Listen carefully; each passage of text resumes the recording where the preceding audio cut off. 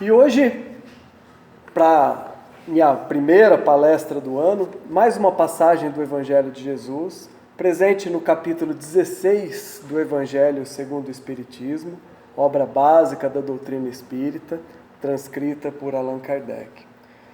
Não se pode servir a Deus e a Mamon. O primeiro ponto que se faz interessante nesse estudo é entender porque Jesus, em todos os seus momentos na Terra, não deixava passar a oportunidade para nos ensinar algo, entender o que ele quis nos passar com essa frase, com essa história. E normalmente vem a dúvida do que é Mamon, né? Então, sempre vem aquela ideia de que se estamos servindo a alguém. Então a gente acredita, deve ser um deus romano, alguma coisa nesse sentido. Mas Jesus, apesar de estar ensinando a toda a humanidade, vivia entre os judeus. E Mamon, na verdade, em hebraico, quer dizer dinheiro. E está relacionado a todas as posses materiais, riquezas. Então, tudo que na época se entendia por riquezas, posses, levava-se então o nome de Mamon. Agora, Jesus coloca como servir. E a confusão é justamente para isso. Num primeiro momento, de que é difícil ou não se pode servir a Deus e à riqueza. E ainda coloca o verbo servir justamente para dar aquela ideia de que nós podemos entrar em servidão para com as questões materiais, principalmente as relacionadas aos bens, à riqueza. Tanto é assim que a passagem em que Jesus escolheu para trazer esse assunto ocorre quando um jovem o procura, como procuravam muitos, querendo saber o que faltava para ele entrar no reino dos céus, no reino de Deus, ou para estar na vida eterna. E aí, nós sabemos que Jesus é o espírito mais evoluído que esteve encarnado no planeta Terra. É o nosso governador do planeta. É um emissário direto de Deus. Um espírito que até não precisava mais reencarnar. Ou seja, já alcançou a tal vida eterna, de não precisar os ciclos de reencarnação. Mas estava aqui entre nós. E é lógico que um espírito dessa categoria consegue enxergar o que tem por trás de cada pessoa encarnada. Ainda mais naquela época, onde já se passaram 2000 anos. Bom, mas ele percebia a verdade naquele jovem. E o jovem, então, apresenta essa pergunta para ele e ele responde. Siga e respeite as leis de Deus. Que naquela época, para os judeus, eram os mandamentos trazidos por Moisés, além de todas as suas leis. As leis mosaicas, as leis que mais ou menos 1.200 anos antes de Cristo havia sido elaborada para organizar aquele povo recém-saído da escravidão. Então muitas vezes a gente acha, não, mas a lei de Moisés é muito dura, né? Não os 10 mandamentos que veio por Deus, mas a lei mesmo, que regiu todo aquele povo. Mas precisava, porque antes nem isso tinha. Então, se alguém achava que estava sendo prejudicado por outra pessoa, podia fazer o que quisesse com aquela pessoa. Então, a lei do olho por olho, dente por dente, já é melhor do que o que se tinha antes. Então, quando Jesus chega para esse jovem e fala, siga as leis de Deus, os 10 mandamentos, o jovem então fala, mas eu já sigo desde quando eu entrei na juventude. Eu já sou seguidor, e era muito comum naquela época, né? A todo momento seguia estritamente, até hoje os judeus têm isso, ora para tal coisa, ora para orar, ora para... Né? E ele fazia tudo corretamente, conforme a lei. Então ele honrava pai e mãe, ele amava Deus. Né? Nós sabemos que as leis de Deus, né? Os 10 mandamentos e as leis mosaicas são caracterizadas como uma legislação negativa, ou seja, são aquelas regras que se a gente levar para a nossa vida de hoje, são aquelas regras que nós fazemos nas crianças até mais ou menos 7 anos de idade, que é não faça isso, não faça aquilo, né? Então não mate, não roube, não cometa adultério, né? Então Deus trouxe a primeira revelação, porque nós, como espíritos na questão moral, éramos crianças do primeiro estágio. Então ele seguia essas leis, seguia Moisés. Então Jesus vem nos presentear, como tudo que ele fez nos poucos anos em que ele esteve conosco na terra, e diz para ele: bom, se você já respeita todas as leis, vende tudo o que tem, dê aos pobres e ganhe uma fortuna, uma riqueza nos céus, e vem me seguir. Ali, tete a tete com Jesus. Gostoso, né? Imagina, de frente com Jesus. E aí, a gente inicia mais um exemplo da segunda revelação. Já não é mais uma legislação negativa. Já entra no fazer. Não bastava mais o não fazer, mas o convite de Jesus a cada passo que ele deu, principalmente nos últimos 3 anos, mas desde que nasceu, sempre foi o de fazer. E aí essa história termina com um jovem de cabeça baixa, saindo triste, porque ele era detentor de muitas riquezas na terra. E não conseguiu partir para a renúncia, para outra etapa. E deste convite até hoje já são mais 2000 anos, 2019 anos, deste convite, do fazer. Então, dentro do Evangelho segundo o Espiritismo, Kardec ele organiza os temas e os textos, os capítulos, compilando várias passagens de Jesus que estivessem relacionadas a cada um dos temas. Esse capítulo 16, não deixem de estudar, não deixem de lê-lo no Evangelho segundo o Espiritismo. Com certeza vão aí uns 2 meses de Evangelho em casa, né, no Evangelho no lar, até terminar o estudo desse capítulo, porque tem várias parábolas nesse capítulo. Então, Kardec foi juntando tudo relacionado a esse tema e colocou ali para que nós pudéssemos sair daqui com a ideia correta do que Jesus quis fazer naquela época e que sabiamente anunciava que um dia viria um Consolador explicar de maneira mais clara do que até o que ele já fazia pelo seu exemplo aqui. Então, num primeiro momento, nos faz parecer que Jesus condena a riqueza. Em seguida a essa passagem ele vai dizer aquela situação do camelo, mais fácil um camelo entrar no buraco de agulha do que um rico no reino do céu. E todo mundo ainda acha hoje que o camelo, nesse caso, é o camelo mesmo, o animal, né? E aí a gente já sabe que o hebraico era uma língua muito pobre, né? E as palavras, dependendo do contexto, servia para um monte de coisas. E o camelo também era um tipo de corda, né, que poderia passar por um buraco de agulha. Até porque as agulhas naquela época eram um pouco maiores do que as nossas de hoje. Então poderia se passar, mas era difícil o camelo passar pela agulha. Até hoje, né, a gente fica ali molhando o fiozinho para entrar na agulha. Mas se a gente pensar no camelo animal, Jesus estava dizendo que era impossível, não é? Um rico entrar no reino do céu. E hoje, com o advento da doutrina espírita, a gente vai chegar à conclusão de que não é mais ou menos assim.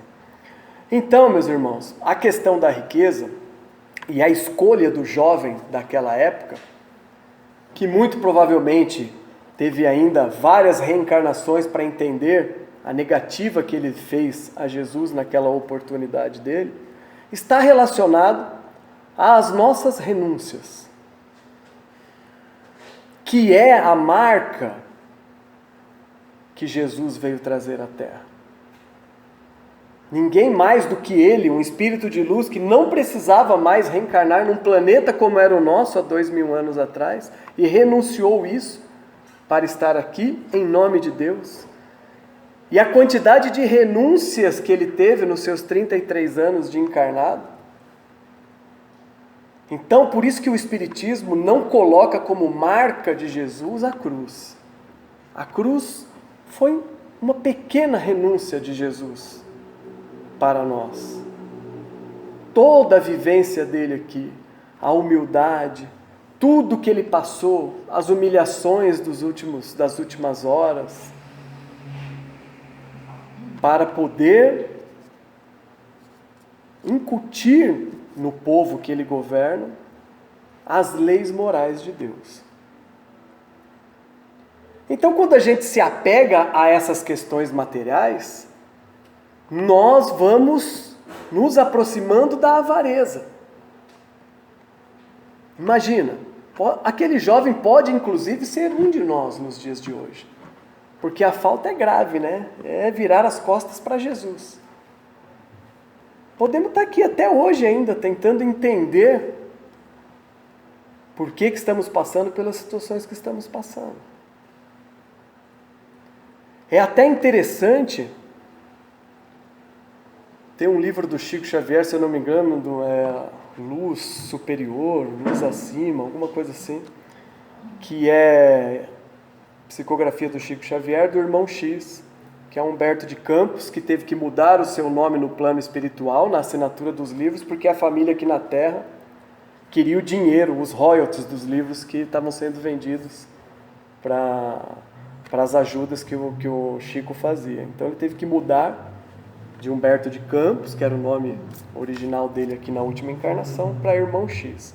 E ele conta uma história que, resumidamente, é de uma pessoa que chega ao plano espiritual, depois de desencarnar, ciente de que teria ali tudo pronto para ele ir para o paraíso. Aquele tipo de pessoa que sabia de cor as leis, a Bíblia, guardava o domingo, ia à cerimônia da sua religião. E quando ele chegou lá, se viu naquela situação ali um pouco diferente do que ele esperava, e encontrando ali um irmão, um trabalhador da doutrina espírita, pergunta: olha, não tem nada expedido aí para que eu vá para o paraíso? E resumindo essa história, né, ele depois faz um resumo da vida dele para esse irmão do plano espiritual. E resumindo, ele era um guardador da lei de Deus, da lei de Moisés, dos 10 mandamentos.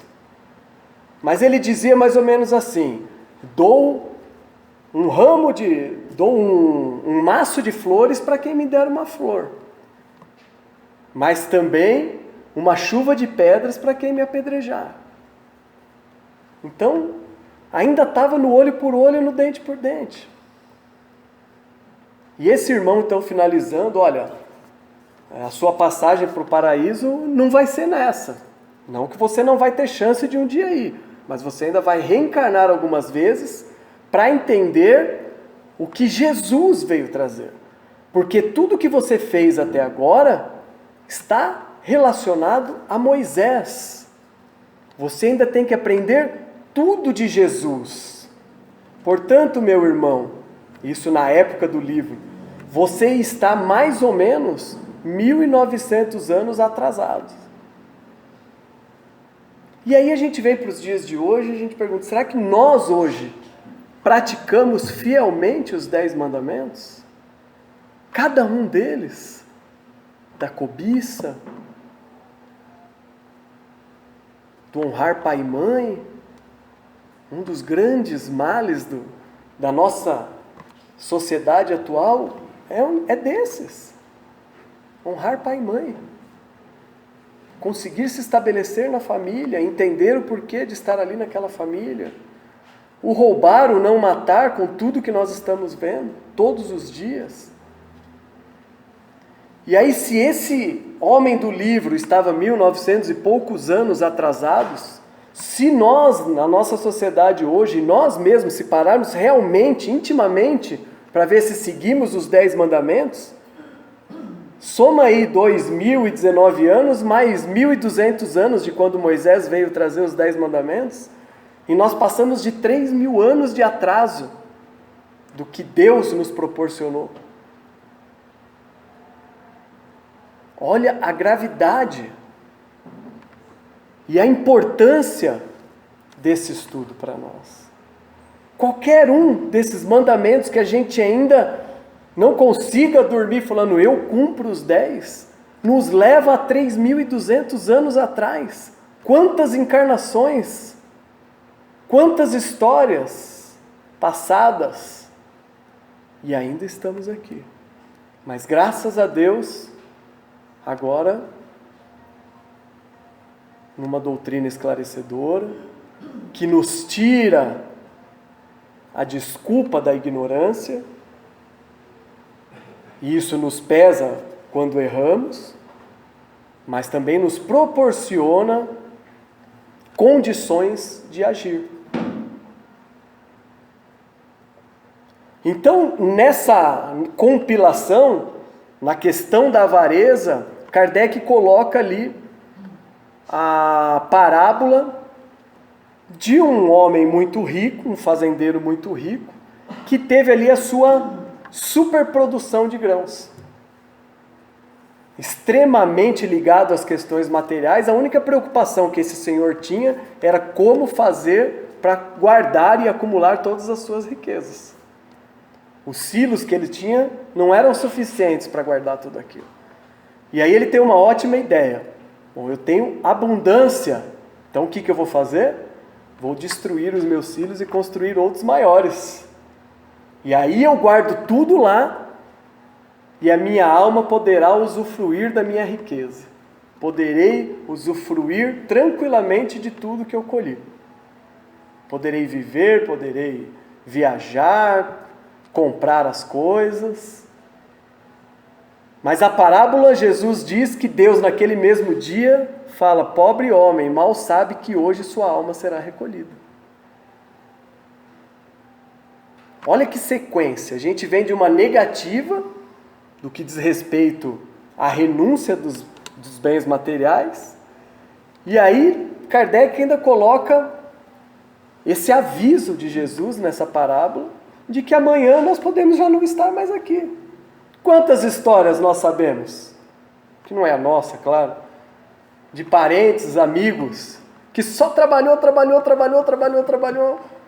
e a hora que ele resolveu parar, aposentou, continuou trabalhando, a hora que ele vai aproveitar, um derrame, um AVC, um infarto, quando ainda vai embora, ou então acaba ficando aí mais 10, 12 anos, um câncer. Essa é a questão da avareza. Porque Jesus podia colocar esse senhor na sua abundância, com os silos cheios, fez algo com o que sobrou.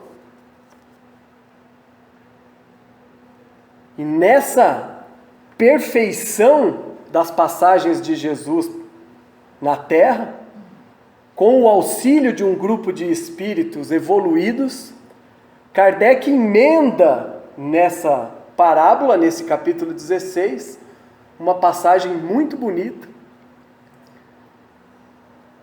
que vale a pena prestar atenção nos detalhes. E aí eu recomendo este livro, Boa Nova, do próprio Humberto de Campos, aqui ainda assinando como Humberto de Campos. Livro muito importante para abrir o Evangelho no lar, porque ele retrata detalhes que os próprios evangelistas não detalharam. Porque aqui nós estamos falando de espíritos que pode a qualquer momento voltar àquela cena e nos trazer informações mais precisas. E aqui traz detalhes muito interessantes sobre essa passagem, vale a pena ler. O capítulo chama O Servo Bom. Jesus já estava ali nos seus finalmente, daqueles 3 anos em que ele realmente pregou, sem parar, dia e noite. E ele então já está naquela fase de sair da Galileia e ir seguindo um caminho para chegar pela última vez em Jerusalém. Então ele já tinha saído da Galileia e resolve passar pela última vez em Jericó. Jericó, segundo os relatos históricos, era uma cidade que cheirava dinheiro e riquezas. Todos os peregrinos em direção a Jerusalém paravam em Jericó para fazer o câmbio das suas moedas pela moeda vigente em Jerusalém, para as doações, para pagar os impostos e coisas desse tipo. Então é lógico que ali tinha todo tipo de pessoas. Tinha os que realmente estavam lá fazendo os escambos, né, trocando o que tinha pelas moedas romanas. Tinham os ricos, tinham os que aproveitavam, tinham os ladrões que ficavam de olho ali para ver quando alguém colocava esse dinheiro no bolso para sair andando, e tinha os cobradores de impostos. Até hoje, né, você vai fazer uma viagenzinha aí pela empresa ou algum passeio que você vai ter que transformar reais em dólar, aparece lá o IOF, né? Na época, nós tínhamos os cobradores de impostos, os publicanos, que eram odiados pelos judeus. Hoje, quando nós vamos pagar o IPTU e a sua rua é cheia de buraco, você não gosta de pagar aquele imposto. Os países onde o imposto não é revertido em benefícios para a população, ou a população não paga e aí deixa de ser um cidadão de bem, ou paga, mas fica ali um pouco nervoso com aquela situação. Né? Agora imaginem naquela época que os publicanos representavam quem? Os judeus? Os romanos. Então o seu rico dinheirinho era para os romanos. Então eles odiavam. Muitas das passagens de Jesus, quando fala amai o seu inimigo, a maior parte deles só pensavam nos publicanos. Não era nem em César, era nos publicanos. Não é à toa que entre os discípulos de Jesus estava Levi. Depois virou um dos principais evangelistas, Mateus, que era um cobrador de impostos. Pequeno. Porque essa história em Jericó vai falar do chefe dos publicanos. Imagina o ódio multiplicado pelo chefe. Mas essa figurinha de nome Zaqueu já sentia uma transformação dentro dele. Algo mudava dentro dele. E ele já tinha ouvido falar muitas vezes sobre Jesus. E dessa vez ele já tinha recebido a informação de que Jesus estaria em Jericó. O fato é que nós estamos no ápice da popularidade do Mestre. Poucos tempos depois ele estaria entrando com ramos em Jerusalém. Aquela entrada maravilhosa, linda, emocionante. Então, por onde ele passava, milhares de pessoas o seguiam. E foi a mesma coisa lá em Jericó. Imagina todo aquele povo em volta de Jesus, e diz os relatos que Zaqueu era muito baixinho. Então imagina ele baixinho, tentando entrar no meio da multidão. Todo mundo conhecia o Zaqueu, porque era o chefe dos coletores de impostos. E aí você vê do seu lado aquela pessoa que você odeia querendo passar. Não passava, não conseguia chegar em Jesus. E aí ele teve a ideia, a intuição de subir em uma árvore chamada sicúmero, como diz a passagem evangélica, que é uma árvore ali da família das figueiras, mas muito alta e muito frondosa. E eram usadas realmente para cobrir as estradas por onde as pessoas passavam devido ao calor que tinha lá. Então ele estava em cima de uma árvore dessa, esperando Jesus passar. E aí vem os detalhes do livro Boa Nova, né? Porque ali coloca até quantos batimentos cardíacos ele estava por minuto ali, né? Todo ofegante, sentindo que ele iria se transformar com aquela passagem de Jesus por ali. E Jesus, ao chegar próximo da sua árvore, ele já ali com 200 batimentos por minuto, vê que Jesus para, olha para cima e diz: Zaqueu, desce dessa árvore porque hoje você vai me abrigar em sua casa. E o livro relata o que esse serzinho sentiu nesse momento. É só imaginar qualquer um de nós sendo convidados diretamente por Jesus naquela multidão. E ele não quis saber se alguém odiava ele. Ele desceu daquela árvore lá e se abraçou em Jesus. Detalhes do livro. Jesus deu o braço para ele e os dois saíram caminhando até a casa. Agora, meus irmãos, vamos imaginar que seja nos dias de hoje. E nós temos Jesus entre nós, passando em carro aberto, com todo mundo ali. E aí ele resolve passar no Santa Cândida, em qualquer cela, tá, gente? Em qualquer cela. E vai buscar um político corrupto. E fala: hoje você vai estar comigo, político corrupto. Imagina o furdúncio. Naquela época aconteceu a mesma coisa. Para os judeus, e principalmente para os discípulos, esse livro, nesse capítulo, relata, antes dessa passagem, a briga que existia entre os discípulos com relação à riqueza e à miséria. Para a maior parte dos discípulos, inclusive Pedro, todos que seguissem Jesus deveriam viver na miséria. Imagina aquela cena. Uma vez eu vi uma palestra falando de outra passagem, que era como se a gente estivesse vendo Jesus olhando para trás e entrando num prostíbulo, quando ele vai ter lá com as prostitutas. E ele fez isso. E nesse caso ele estava com uma pessoa que era odiada por causa da riqueza. Mas Jesus é o governador. Já era. Jesus organizou o planeta Terra desde que era uma bola de fogo. Já era um espírito de luz. E nesta caminhada, dando toda a atenção para Zaqueu, e Zaqueu ali naquela, explicando tudo as coisas, eles entram na casa dele, sentam num grande alpendre, os discípulos ali todos preocupados, tal. E aí ele começa a explicar: mestre, as pessoas aqui me têm como uma má pessoa, mas eu sou o maior empregador de Jericó. Não existia emprego nessa cidade. Hoje eu tenho muitas propriedades e em todas elas as pessoas trabalham. E estão aqui servos meus para lhe dizer: todos gostam da forma como eu trato eles. E muitas das vezes eu sirvo os meus servos. E Jesus, a cada história dessa de Zaqueu: muito bem, Zaqueu, a gente precisa disso mesmo. Até porque todos nós somos servos de Deus, não tem por que um ser melhor do que o outro. Tá? Até que chega o momento que aí está no Evangelho, em que ele decide, na euforia, mas com toda a certeza, e anuncia que naquele momento ele iria doar 50% de tudo que ele tinha para os necessitados.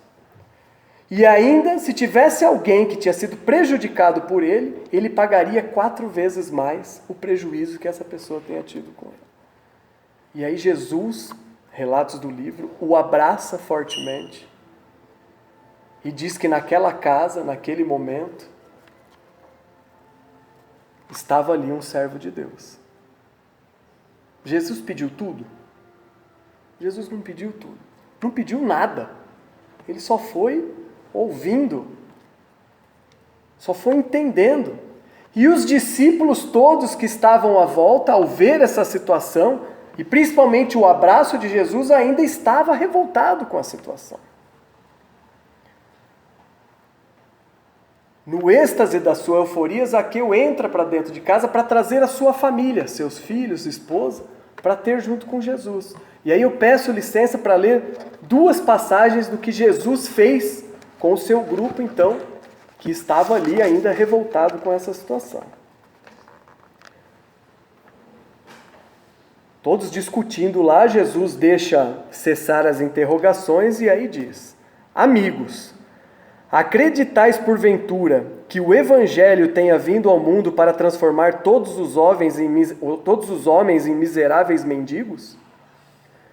Qual a esmola maior? A que socorre as necessidades de um dia ou a que adota providências para uma vida inteira? No mundo vivem os que entesouram na terra e os que entesouram no céu. Os primeiros escondem suas possibilidades no cofre da ambição e do egoísmo, e por vezes atiram moedas douradas ao faminto que passa, procurando livrar-se de sua presença.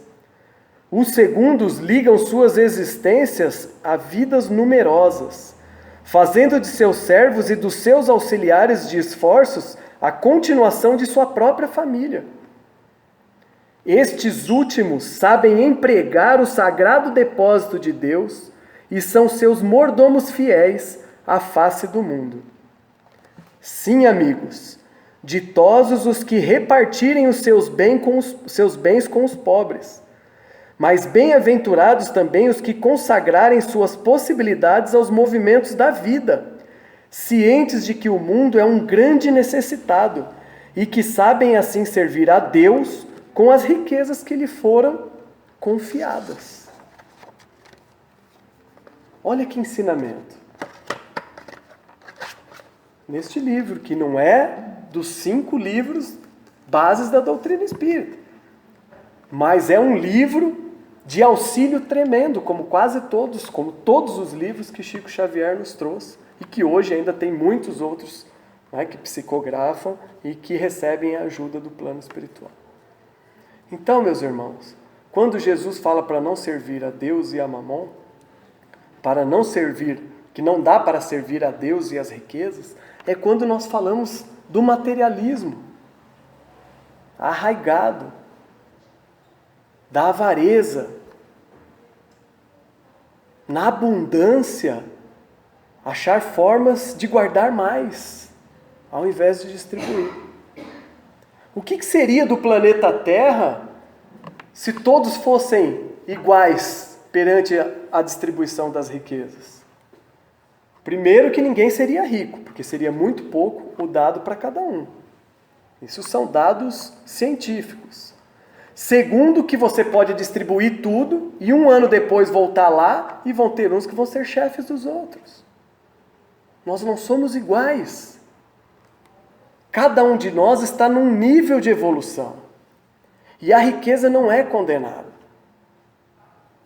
Agora, se sabe que é uma das provas mais difíceis de se passar. Porque a riqueza nos coloca muito próximos do poder e dos vícios que nos afastam de Deus. Então, quando um espírito assume no seu plano reencarnatório que ele está pronto para receber a riqueza, na maioria das vezes ele falha. E é como a dificuldade de passar uma corda por um buraco de agulha. Mas não é impossível. Nós já vemos hoje em dia, os empresários mais ricos do mundo já não recebem prolabore há muito tempo, eles já não querem mais receber dinheiro. E muitos deles têm fundações, instituições, doam dinheiro, doam tudo que recebe e continuam entre os 10 mais ricos do mundo. Acordando para essa situação. Quando nós começamos a nossa vida e vamos estudar, buscar um emprego, querendo um dia ter um salário digno, ter as nossas acomodações melhoradas, não há problema nenhum nisso. A abundância, a busca da abundância é inclusive para que a gente possa nos ajudar e ajudar ao próximo. Como é que nós podemos dar uma esmola se nós não temos nem para nós? Quando que Jesus falou que era para o nosso filho morrer doente porque nós não temos dinheiro para comprar o remédio. E é nisso que muitas, infelizmente, religiões que seguem ao pé da letra, ou a forma como que eles querem definir o que está escrito lá, nos mantém há 3.200 anos defasados com relação ao convite de Deus. Todo dia tem homicídio, todo dia tem furto, todo dia tem guerra, todo dia tem corrupção. Nós não estamos atrasados 2.000 anos, mas nós estamos atrasados 3.200 anos. Nós precisamos seguir a lei negativa do não fazer, para daí aceitar o convite de segui-lo. Mas hoje é possível. Na parábola dos trabalhadores da última hora, nós estamos lá.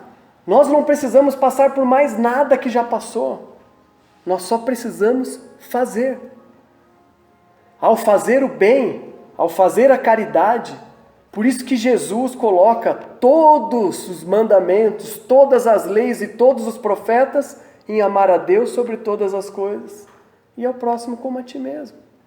Ao próximo, todos, os mais próximos, os mais distantes, os de outros países, porque essa comunhão de todos que estão aqui é que vai fazer a nossa transformação. Olha como é amplo, olha como qualquer frase que Jesus nos deixou no seu Evangelho nos abre um monte de possibilidades. Tem muita gente que até pulava esse capítulo no estudo do Evangelho, porque eu não posso nesse momento entregar tudo e seguir Jesus, mas não é mesmo. Em que nível de evolução o planeta estaria se não tivesse a ciência, se não tivesse o financiamento da ciência, se não tivesse as grandes indústrias, os grandes empregadores? Como é que nós estaríamos? Se esse grande empregador vive na avareza, um dia ele vai sentir. Eu até hoje não encontrei um livro, nem de ficção, em que um rico, nos seus últimos minutos, falasse: me arrependo de não ter comprado aquele castelo do lado. Vou morrer sem ter minha Ferrari. Ninguém pensa nisso nos últimos minutos. Aquela situação de que o espírito começa a passar tudo o que viveu, e até de lembrar algumas coisas do que ele tinha que ter feito e não fez, só vem um arrependimento do que eu deixei de fazer. E é nisso que nós não podemos chegar. É isso o que Jesus nos coloca nesta passagem, nessas todas passagens, porque no livro Boa Nova, depois de toda essa festa, Zaqueu ainda serve um ótimo jantar, e Jesus termina essa noite na casa de Zaqueu apresentando a parábola dos talentos. Não é tema de hoje, mas é uma das parábolas mais perfeitas, mais completas. Numa passagem de Jesus por uma cidade, olha o tanto de conhecimento e de transmissão de conhecimento ele nos deu, principalmente para os discípulos, que até aquele momento ainda achavam que todos deveriam ser mendigos. Alguns precisavam. Paulo, que veio depois, teve que passar pela miséria total. Mas ele aceitou a mudança. Emmanuel, em uma das suas encarnações anteriores, como senador, também disse não a Jesus. E teve o convite direto também de Jesus. E teve que passar por mais algumas situações, até ser o espírito que é hoje. E nós também vamos ter que passar por isso. Então o convite está feito. Não precisamos viver na miséria, mas temos que saber que podemos contribuir para o planeta com as nossas riquezas, com a nossa fartura, para as transformações, começando pela nossa. Esse é o convite. E é assim que a doutrina espírita nos traz mais informações. Então não deixem de ler este capítulo, capítulo 16, porque o capítulo 17, que é o seguinte, que nós já tratamos aqui, inclusive no último mês de dezembro, vai falar dos bons espíritas. E é colocado no final desse item dos bons espíritas, dizendo que o bom espírita é aquele que é reconhecido pela sua luta em se transformar moralmente. Conhecemos o bom espírito pelas suas transformações morais e pela sua luta contra as suas inclinações que o levam ao vício. E é isso que nós temos que fazer. E dentro do que diz respeito aos bens materiais, o caminho é esse. Não vamos desistir da nossa vida, do nosso trabalho, da nossa busca pelas questões materiais, mas lembrando que nós temos ali também uma responsabilidade, nesse momento uma responsabilidade social que vai nos elevar moralmente. Espero que tenha sido útil o tema, obrigado pela atenção de todos.